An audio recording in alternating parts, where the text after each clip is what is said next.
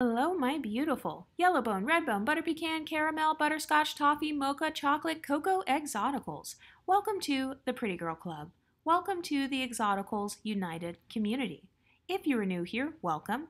Here in the Exoticals United community, we support men and women from the following people groups: multiracials, biracials, multi-generationally mixed, and light-skinned golden people. Today I'm going to be talking about how futurism affects how your skin color is perceived. I've noticed this hypocrisy in the Black community where they are obsessed with how people look. They're obsessed with your skin tone, your hair texture, and the size of your nose. Has anyone ever noticed how the size of your nose affects the skin tone that you are perceived to be?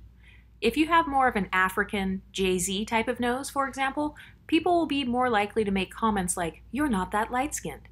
An example of this would be light-skinned Keisha or Blue Ivy. But if you have a slimmer, pointier, or Horn African appearance, people are more likely to say you look exotic even if you have a deeper skin tone. In fact, if you have keener features, silkier hair, and a dark skin tone, some people will refuse to call you dark-skinned, and they will begin calling you by nicknames like brown-skinned. They'll begin making up new skin tone categories for you. I've noticed this has happened with women like Tatiana Ali and Chili. Meanwhile, there are many other women and men with their same skin tone who are called dark-skinned. An example of this for light skins is August Alsina.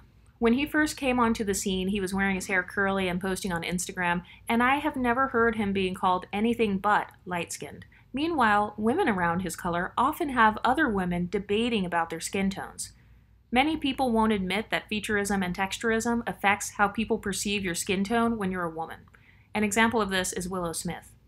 This is why no one cares when you call someone light-skinned who has light eyes or silkier hair, because they fit the stereotype. But if you're light-skinned with African features, such as locks or an ethnic-looking nose, suddenly people want to debate about your skin tone.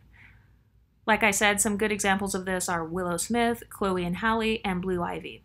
The only reason people argue about their skin tones is because they have African facial features and type 4 hairstyles. I don't see people making the same argument about Zoe Saldana, who has straighter, silkier hair and smaller features. I don't see people keeping that same energy with Cardi B, Christina Milian, and Halle Berry, women who are within the same skin tone range as the women that I mentioned before. In fact, multiple media sources and movies that these women have been featured in don't even address their Black ancestry whatsoever. And these women all have similar skin tones to Chloe, Halle, Blue Ivy, and light-skinned Keisha. So why is it that Zoe, Christina, and Halle have played the roles of non-Black women even though they're all within a couple of shades of each other? Well, it's because of featurism and texturism. MLS people deal with featurism and texturism more than any other group, in my opinion. And this is what Black women won't admit. They naturally associate light skin with silkier hair, a slimmer nose, or maybe even a different eye color. So if you don't have these features as a woman, people are more likely to argue about your skin tone. Think about that video where Chrissy was saying the girl with the goggles was, quote, not that light-skinned. Why is she saying that? I think it's because the girl was wearing a weave, and the girl happened to not have keener features such as a white person's nose. Has anyone noticed that if you're light-skinned, you're expected to wear your real hair, and suddenly, if you don't, you're not that light-skinned? I'm starting to become convinced that anytime someone says that comment, what they really mean is, your facial features and hair texture don't look white enough, therefore I won't call you light-skinned. I've noticed the same hypocrisy with darker-skinned mixed people. You could have a cocoa or a chocolate skin tone, but because your facial features and hair textures are not African looking enough, people will refuse to call you dark-skinned, and they'll start giving you other nicknames like brown skin, cinnamon, or caramel. Meanwhile, if you would have had the same facial features as Jay-Z with 4C hair, you would be called dark-skinned and unambiguous. Speaking of Jay-Z, have you ever noticed how people try to argue about his skin tone as well? Jay-Z's skin tone is also still within the same shade range as others who are called light-skinned, but because his actual facial features and hair texture are unambiguous looking, people will start a debate and they will refuse to call him by his actual skin tone.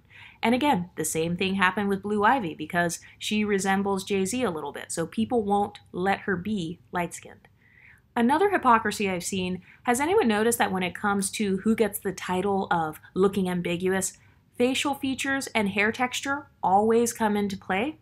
And has anyone noticed that the standard is even stricter for darker skinned women? For example, let's look at Ella Mai. Her facial features look very unambiguous. By the way, has anyone else noticed how they call Ella Mai ugly? Yet we're the futurists? Okay. But because Ella Mai's skin tone is very light and her hair is very silky, that is why people still call her light skin. So it's almost as if her light skin and silky hair pulls her into ambiguity. But I've noticed for darker skinned exoticals, you have to have both ambiguous facial features and a silkier hair texture, more like an Indian or a Horn African. Has anyone else noticed this? Yet we're the colorists and the featurists. Speaking of Horn Africans, I've noticed that any African person, like I said, who has both keen features and silkier hair gets thrown into the exotical category and accused of benefiting from texturism and featurism.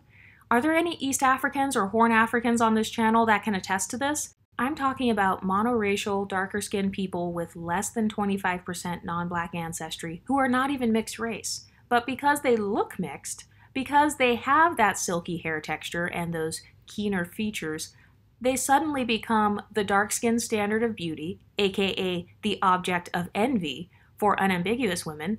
I've noticed the same issue with darker-skinned Dominicans as well, or darker Afro-Latinas, some who have less than 25% admixture in their bloodline. So I personally would still consider that to be monoracial.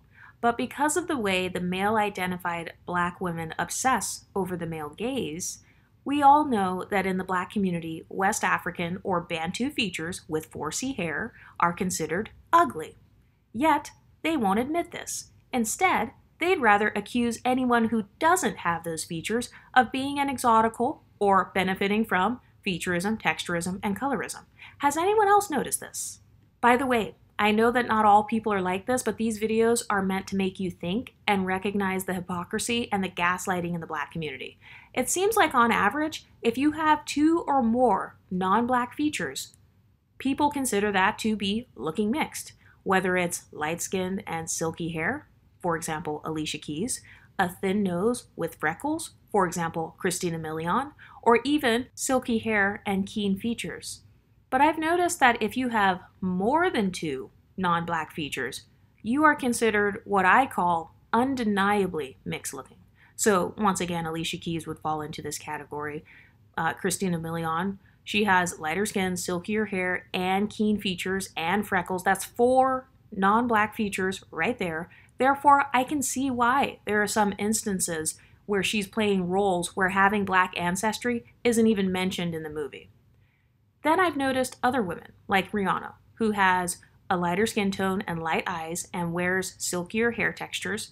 People don't debate about her as much because she has, once again, too many non-black features for there to be a debate.